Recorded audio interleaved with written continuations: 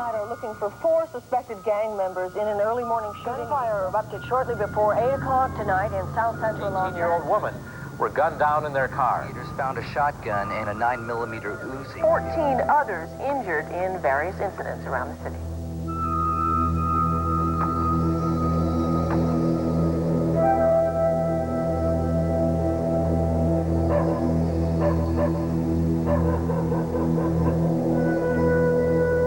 Graffiti looks like nothing more than names and random initials, but it's the signature of the gangbangers, the confused and violent kids who've taken possession of this neighborhood. I'm Tyne Daly. This is a program about gangs, but we're not going to show you drug busts and police raids. You've seen enough of that in the movies and on the news. We're going to show you families, the real casualties of the gang crisis. Mothers who, like all mothers, dream of safe homes and healthy lives for their children, but who live in daily fear for their survival. The women that you're about to meet have to wrestle with the street for control of their children's lives, and all too often, the street wins.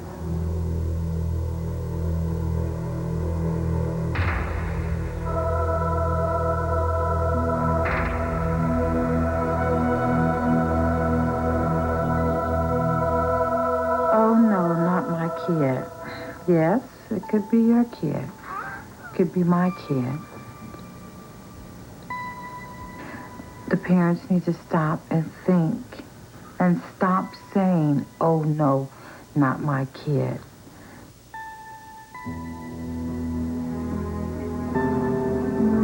Patricia Patrick is a mother on a crusade that began with the simple act of comforting a friend. In those quiet moments, something became clear for Patricia about the senselessness of gang violence and the pain and helplessness that haunt its victims. Oh, it didn't get any easier. No. When Nancy Bolden married an American and moved here from her native Scotland, she never expected her life to be touched by violence. Then one day, her son Paul stood on the doorstep of a friend's house when a carload of kids drove by and stuck an Uzi out the window. 16-year-old Paul, whose father is black, was apparently mistaken for a rival gang member. After a spray of bullets, he lay dying. Police told Nancy that her son was, quote, in the wrong place at the wrong time. It makes me so angry. You know, how can you be in the wrong area at the wrong time? These gangbangers, they don't care. They don't care who they shoot. And then the mothers of those that do it, they just sit back and they say nothing. That's what I went to visit this mom to pay my respects because I knew her son. He had taken my sister to the prom in the 9th grade, and I was kind of fond of this kid. He was a real good kid. Her whole thing was someone has to do something, and that was something that stuck in my head. And I told her, not someone, we, as mothers, have to do something. It's not a police problem. It's not a political problem. It's our problem because it's our kids killing one another. In Paul Bolden's memory, Patricia founded MAGIC, Mothers Against Gangs in Communities. Over 600 gangs roam the streets of inner-city L.A. They come in all colors and from all ethnic backgrounds. But the area known as South Central has been especially hard hit by the war between 2 gangs, the Crips and the Bloods, and the violent unrest that's left its mark on a generation. A lot of children are 2nd and 3rd generation gang members. Mommy and Daddy was in gangs, that's all they know. If grandfather and uncle was a gang member, that's all they know. These are not brass knuckles, but these are what I call brass knuckles. This is jaw breakers. Little candies that you eat. No, I don't break your jaw. These motherfuckers right here will break your jaw. I use them all the time. Sit down, son. I had to hit her because she was on me and I had to do something to protect myself. I never killed nobody or nothing like that, but I have hurt people. Why? Just something to do. Past time. Patricia isn't only concerned about the gang members. She worries about all the kids growing up in this climate of violence, like these young women who maintain close friendships with the 69 East Coast Crips, the dominant gang on this block. For many of the neighborhood kids, the gang has become an extended family, filling the void left by broken homes. We stay on the east side, not the west side. This is the Wild Wild East. Not the Wild Wild West, but the Wild Wild East. The east side girls. I had a boyfriend that was a Crip. I liked his reputation because I know when I got with him, wasn't nobody gonna mess with me. So we got together and we had a little son. But he's in jail right now for something that he had no business doing. What did he do? They said he killed somebody. These kids aren't neglected in the school system, in society, in their own neighborhoods, and they shouldn't be. A lot of the parents wait until death knocks at their door. And they say, if I would have been there for you, if I would have showed you more love, if I had, and then it's too late.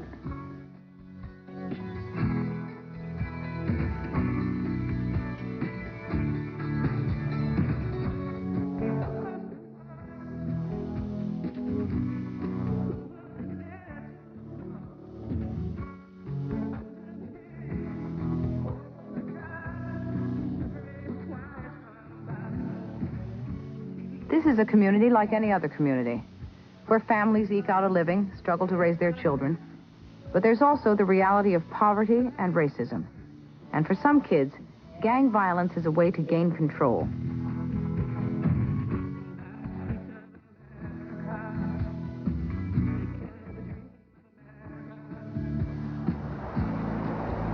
But the people that the kids see every day are the drug dealers, the gang bangers, the high rollers. They see them every day. That's their role model. That's the one that they get their answers from. They step out into the neighborhood, and here comes, Cuz riding down the street, in his Suzuki, and he pulls to the side, and he say, hey, Cuz, what's going on? So-and-so bothered me.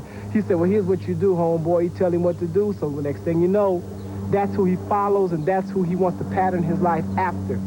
That has got... On a muggy Saturday afternoon, community leaders wait in vain for parents of gang members to show up for a scheduled meeting. While magic has begun to attract a following, denial and fear keep many residents from wanting to get involved. And even with the gang members, you got to tell them that you love them, too. Show them that you love them. Sometimes when one approaches you, put your arms around him and tell him that you love him, too. He won't hurt you. I've been there. They're human just like you are. Just walk by and talk. Maybe stand on the corner. How you doing? Mister, sir, whatever. Well, some of us do. It's hard for outsiders to reach out to gang members, to get past the fiercely loyal circle of homeboys, bound together by their intricate subculture of hand signals, cryptic language, and the all-important colors for which they will live or die. The Crips wear the blue and the Bloods wear the red. They're going to fight and kill each other to see which color is the baddest. I told my son, don't wear blues, don't wear reds. But when you sit and speak with a police officer and he tells you burgundy, gold, purple, how are we supposed to know what the gangs are wearing? A lot of the parents have lost the way. And it's up to us as an organization to help you parents find your way. A lot of parents are benefiting from their children being gang members and dope dealers because they're able to get the things that they never had before. And now they can... The big challenge for Patricia is the drug trade that can quickly rob childhood of its innocence. In some cases, kids too young to work at McDonald's can earn the kind of money that makes minimum wage seem laughable in the lucrative drug business that flourishes in gang territory. If I can get a dime out of it, I'm going to break the law. I'm into the drug business. I deal in it a little bit. You get a welfare check, but that's not nothing. It be gone in 2 days. It's nothing, and from there on, you have to struggle. If they would provide jobs for us, would nobody have to be out here selling dope? We'll have a job. No, honey, let me tell you something. No, I'm just saying. Nobody want no job to selling drugs. You know why? Because the money comes too quick. It comes too fast. You're damn right. You know what? Well, why get a job when you can sell the shit and make thousands of dollars a day? I don't want no job. I own my own record company because I work for it. I didn't sell any drugs. I don't use them. I don't sell them. I don't promote them. As a matter of fact, for the years that I did do it, those were the worst years of my life. Every time I went to somebody else asking for money, people don't like that. Poor people don't even like poor people. They disassociate themselves, but that's a fact of life. Poor people don't even like poor people. Shoot, I want to be a millionaire. I want to move away from around here and just get myself together, but it's hard because I'm young and it's nothing you can do. You just here. My ultimate dream is being a star. I want to become rich and live in Hollywood somewhere, raise my daughter.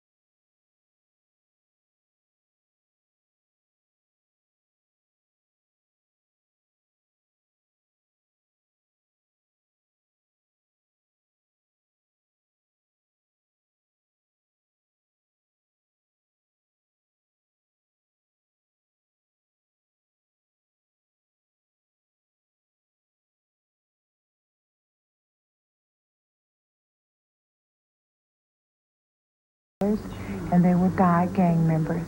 I would hate to see that on my child.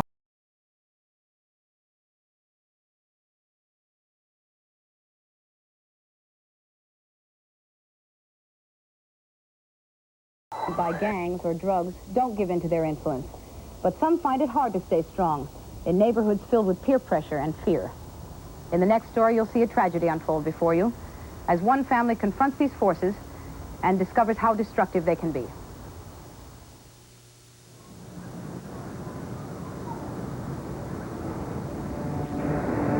There is just too much that's out on the outside I don't have any control over. I don't want to be an overprotective parent because I have two sons, so they need to know what's out there. But then yet again, I feel like I want to, like walk behind them.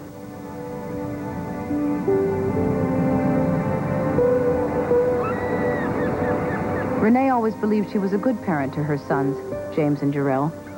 Separated from their father when Jarrell was a baby, she raised them largely on her own, and things weren't always easy. But the troubles she's faced in the past year have given her reason to treasure her memories of their childhood. When they were little, that was the best time. I just wish they could get to a certain age and stop. That'd be it, perfect. But they do have to grow older. Renee and her family live on the dividing line between the territories of the Crips and the Bloods. When James turned 13, he entered a tough junior high school and had to learn how to defend himself from the gang members who seemed to be everywhere. That was my worst year in school. When I first went to 7th grade, I was nervous. In school, that's where it all starts at. Because, a lot of people, they be scared, so they just join the gang. I figure if he was going to get into a gang, he would have done it by now. He's been attacked twice. He's constantly being asked to join, and he hasn't. So if it's in school and it's all around him, I think he's doing pretty good to just kind of be with what he's with, to have a few friends that he can just be with to talk with. You know what I'm saying? Me and my friends, we go places. We drive down, Crenshaw, talk to the girls. Everybody get a little piece of something. Just laugh and kid about each other. That's all we do.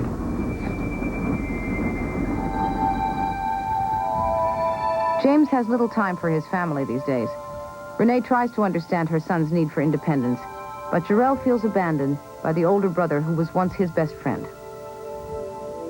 I think he don't care about us no more. He care about his friends more than us. Sometimes I think of him as a gangbanger.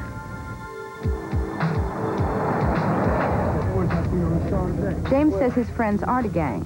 They're a crew. But like a gang, they've given themselves a name, the Legends. They often dress alike, use hand signals, and stick close together in an environment where allegiance to a group can be life-saving or deadly. Me and my friends, we all close. We never, nothing happened to each other. We all always with each other, treat each other like we brothers.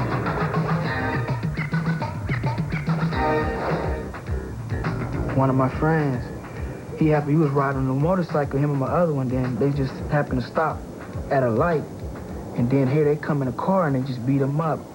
We just couldn't let that happen, just let them beat him up. So we just had a fight. James has the worst temper. He like goes into a rage. I mean, he has just deliberately hit a door with his fist, and his hand has gone through it. I think my mother's, a little upset with me because I tear things up in the house, and sometimes I like to do what I'm told. I have a little attitude. Who's gonna make a rap off of this way? I don't look up to him like I used to because all the things he's starting to do now. Renee has become increasingly worried about James over the past year. She didn't mind so much his spending evenings with friends until he started staying out all night.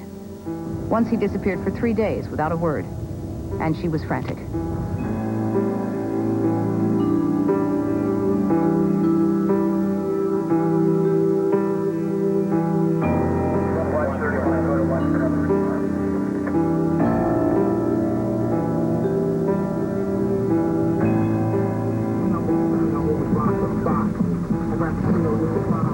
I was just gone, just having a good time, just enjoying myself without calling my mother, letting her know what I'm doing and where I'm at. So that was about the baddest thing I ever did. I was losing him. I really felt that I was losing a grip on being a parent. I was trying to be the good mommy, but yet strict, trying to give him what's right and what's wrong. I just don't know what else to do. Where Elroy at? He went to go get some weed? All right, tell him we'll be back. Tell him we'll be back. All right, tell him we was looking for the... Oh, easy, I'm coming back. I'm coming back, nigga. When Renee discovers that her son has missed half the school year, she decides to take drastic action. She goes to court to have James declared a 601, an incorrigible child. It's an option open to parents who feel overwhelmed and in need of the law's no-nonsense discipline, but it could have serious repercussions. Now that James is under the court's jurisdiction, if he slips up, he could be taken away from Renee, put into a foster home, or in juvenile hall. The court will impose the following terms and... I think he feels bitter towards me. He says no one else's mother's taking him to court, And I sometimes I question my own self. I mean, wasn't there another way? 15, you're not to associate with anyone disapproved of by your parents or the probation officer.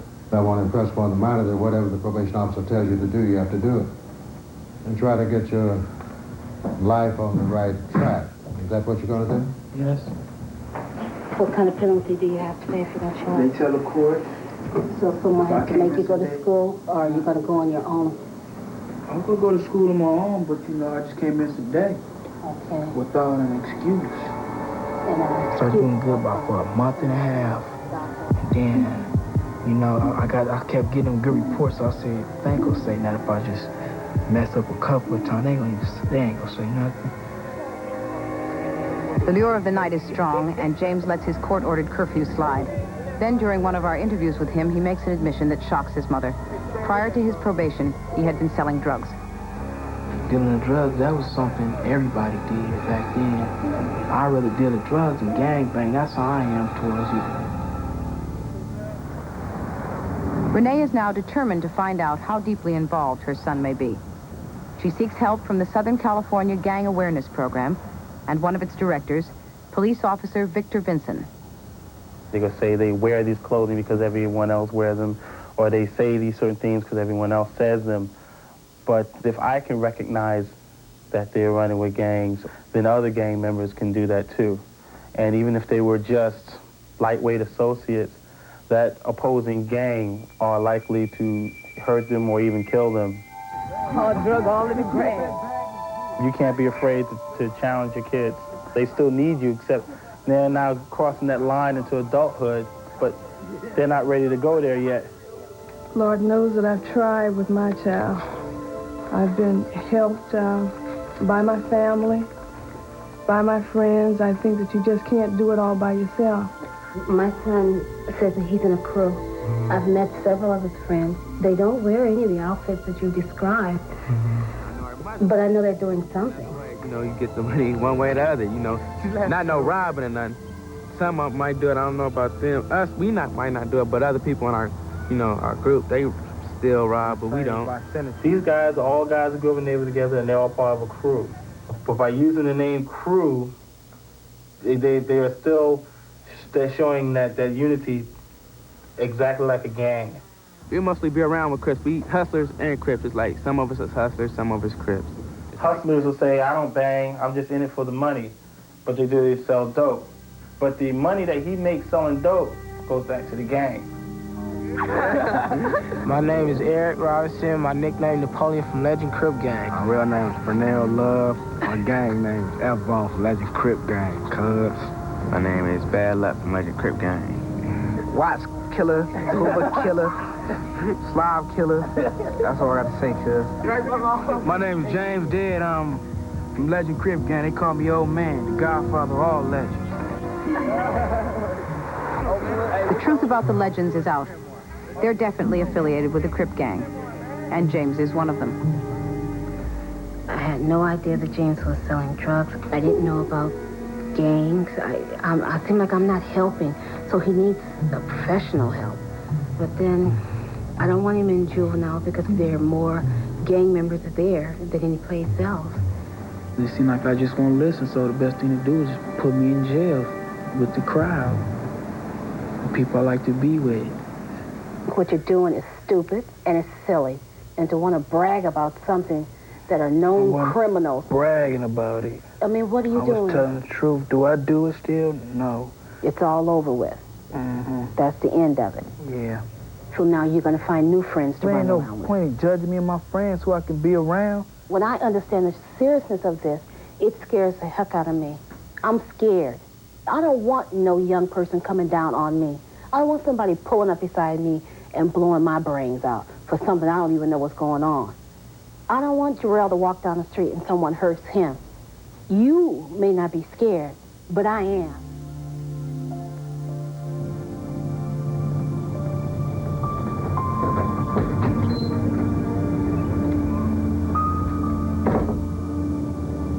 I keep wanting to say I want to wake up and this is just going to be one of those bad dreams.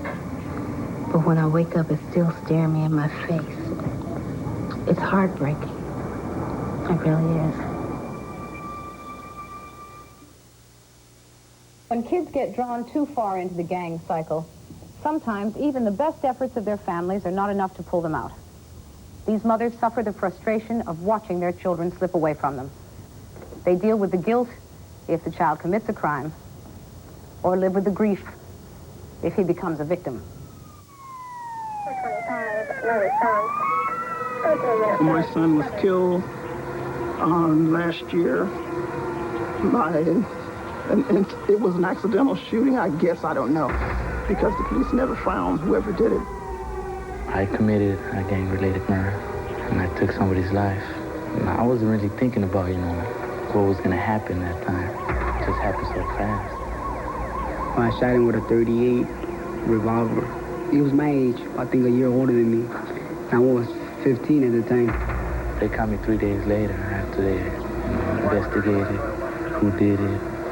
It's like hoping my mother come get me out, because she said next time I get caught, she's not getting me out no more. At first I had wanted revenge or something. It's been a while. His birthday was the other day, too. By the way, his 19th birthday would have been 19. Behind this barbed wire fence is the Nellis School for Boys, a medium security detention camp. 40% of its inmates are kids who've crossed the tenuous line from gang involvement into crime. Remember from the very beginning, the purpose of this was that to get the boys, they're all gang members, get them to feel compassion. So our themes have all been... This is Spirit House in East L.A., a support group for families who've been hurt by the gang problem. Nearly all the women here have lost loved ones to the gangs. Some of their children were innocent bystanders. But for others, gang violence has become a way of life. Again, before they pull that trigger, they ask themselves first, what am I doing? To be a mother that has a son from a gang is terrifying. One of these days, I might lose him. I don't know. I can't predict he'll be, here one day and he'll be gone the next day. You're gonna follow me, aren't you? Today, these mothers are planning a journey to a place that brings back difficult memories for some of them. They're going to confront the inmates at Nellis to try to use their own pain to get through to the boys and perhaps help heal themselves in the process. I wonder what the kids are going to tell us today. And they'll be glad to see us. Maybe if I can't help my son, maybe I can help another kid. Because all these kids that we come to see, we treat them like our own sons. These are the kids few adults have been able to reach before. Violent criminals who've learned survival on the street. And life behind bars can harden them even more.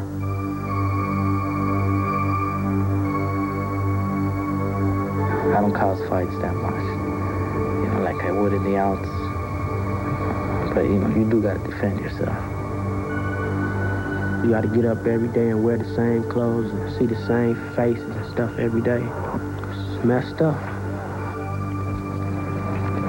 The Nellis boys are looking forward to the mother's visit. It's a change in their routine and a chance to connect, to reclaim a sense of family.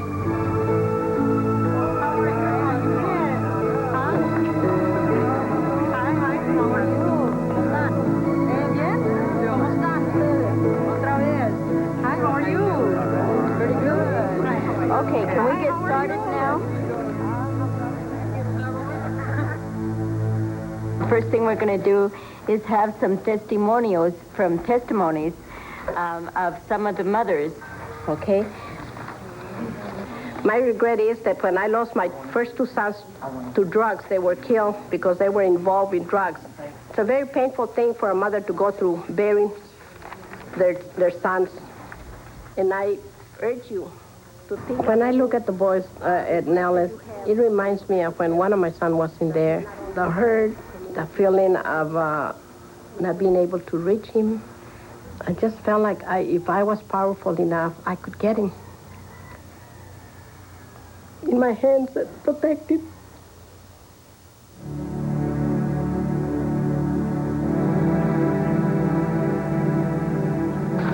2 years ago, I lost my brother due to gang violence, and we didn't have the money to pay for a funeral. And I had to go to churches and different people that I knew and ask everybody if they could help me take his body home. And I had to take his body home to my mother, who hadn't seen her baby son since he was 16. I felt hurt and pain, but all I could say is, Lord, save the guy that killed him while he's in jail. And tell us what happened to his sons and everything. And it make me feel kind of low. Because it make me think a lot. And I don't like to be thinking a lot. Think like my mom saying, like, why my son had to go through this, why this happened to my son. Okay, I want everybody to close your eyes and think of the 5 things that you did in your life that you regret. 5 things that you regret doing. I regret that I left my parents down. Put my little brothers down. Selling drugs. Gang banging ain't even it no more, once you get older. I realized that it hurt my mother, hurt my family and everything. If I had a chance to do it all over, I wouldn't do it again. From that point, maybe we can just close our eyes for a moment. We can think for a moment all those things that went through our mind, our parents, our friends, our enemies, all those things that we want to do. Now, as a sign that we're in support of one another as parents, as young people, let's give each other a nice abrazo, a hug of friendship. You just do what I told you. When something like this, a tragedy, happens to people, you learn things from the experience that you can use. Let's go, line it up. And And I think that my son would have wanted me to do something like this. I want to tell my mom I love her. When I get out this time, I'll try not to come back. Gentlemen, keep it together. No one can promise that locking up a juvenile offender will turn him around. Many of these kids go right back to their old neighborhoods and gangs when they get out. But a year's detention proved a turning point in the life of 16-year-old Billy Fletcher, a time to realize how deeply his gang involvement had hurt his family. He wants to go straight. But on the street, there are no guarantees. Dear Mom, how are you doing? Fine, I hope. I just want to say that I miss you. I'm running a good program so I can get out as fast as I can. So far, I've been getting all of my points and days knocked off, so I should be coming home in about 5 months. I just want to be the best son you ever had, the son you always wanted. He's basically a good kid. He's really not that type of material. He just, I think, got off with the wrong type of crowd, but he's a pretty smart young man, and I think he's found that that's not the right road. I don't know, I just think I'm going to be a little more. When my son comes home, I told him it's going to be new rules, new regulations. She's a good mother. This thing about, being locked up, that's an embarrassment to her. Like, just her son, a gang member, the one she wanted to be everything,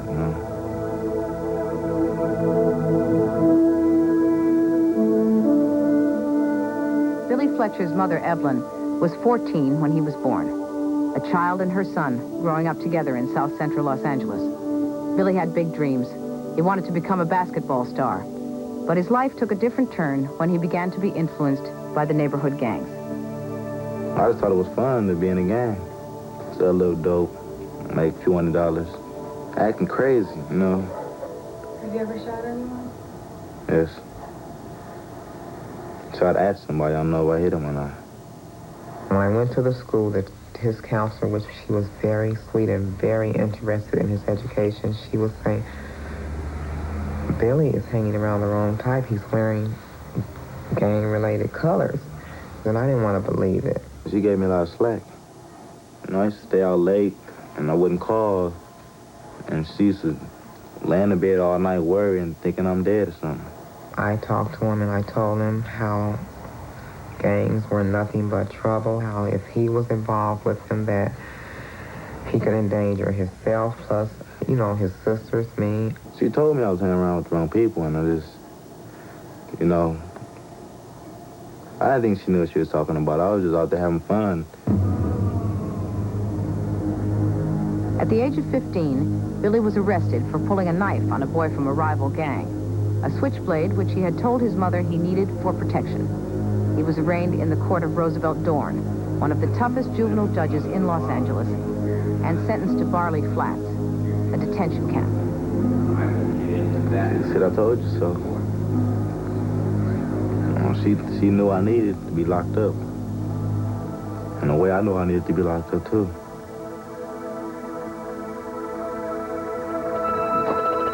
Dear Mom, how are you doing?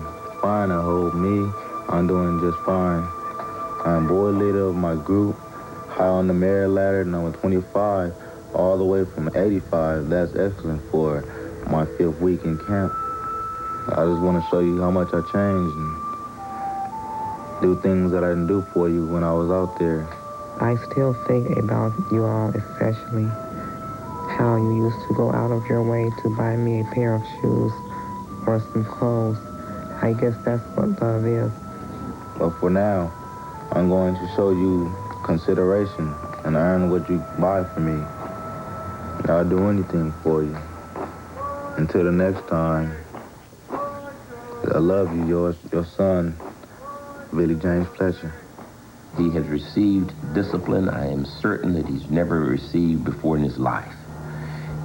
Billy has been required to go to school every day. It really depends on Billy. And there's no reason why we should not be programming these youngsters for success rather than programming them for failure. Now, we talk about listening to the children, listen to our wives, listen to our husbands, listen to our lovers. Most of us don't listen enough, do we? Now, and I want to get Before Billy can be released, Evelyn must complete 30 hours of a court-ordered course on effective parenting. It's helping her understand why her son turned to gangs and giving her skills to help keep him out in the future. If someone feels important, they're less apt to get into a gang. Why? Now, they might still get... Getting the help that I'm getting from going to the effective parenting classes, I think that my smaller children may grow up in a different environment. And if Billy is a great help and not hanging around the gang members, I think that he can really be helpful with me, making sure that they don't lead their lives that way. When the mother's the head of the household, I'm limited. Sometimes I don't know what to do either. And that man's supposed to take over, but there's no man. You know, I don't know. Kids have too much leeway, and parents should be more stricter and firmer, I think. God has blessed all of us with a skill. It takes others longer to find out what their true calling is. But how do they find out? From their parents or from the gangs?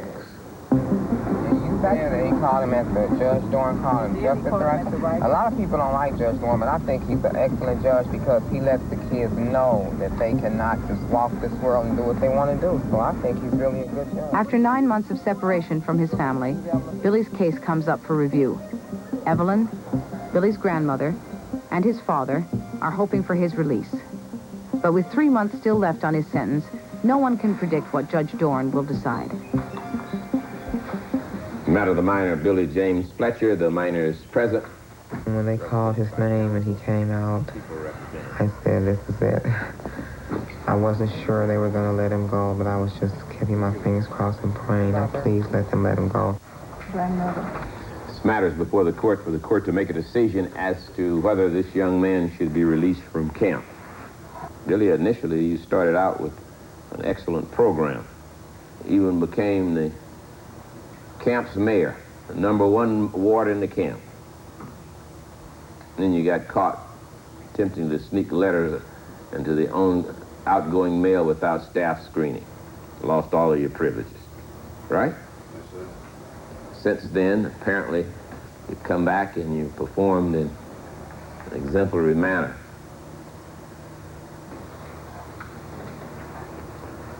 Parents, you prepared to receive this young man back into your home, see that he follows your orders, the orders of this court to the letter?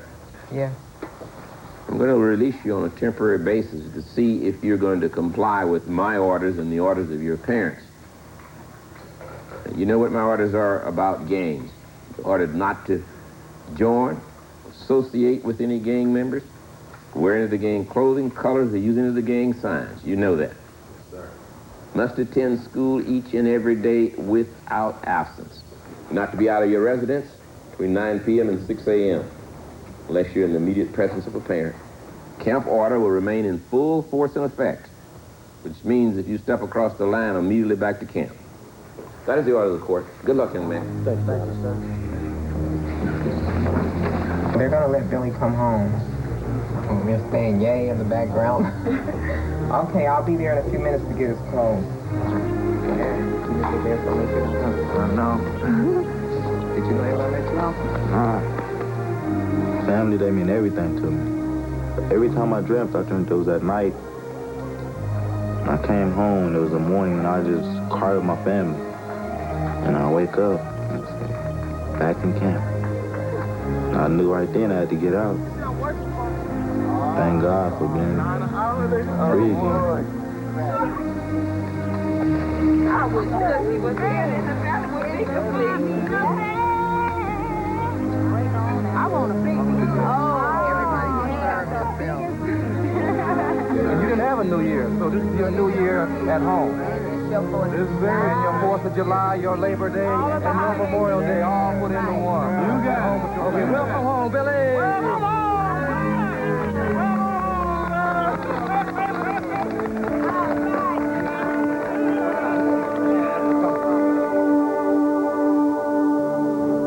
Hey, stay out of trouble, keep on going to school, and you'll never have to go that road again. That's right. You know. Be a man. That's right.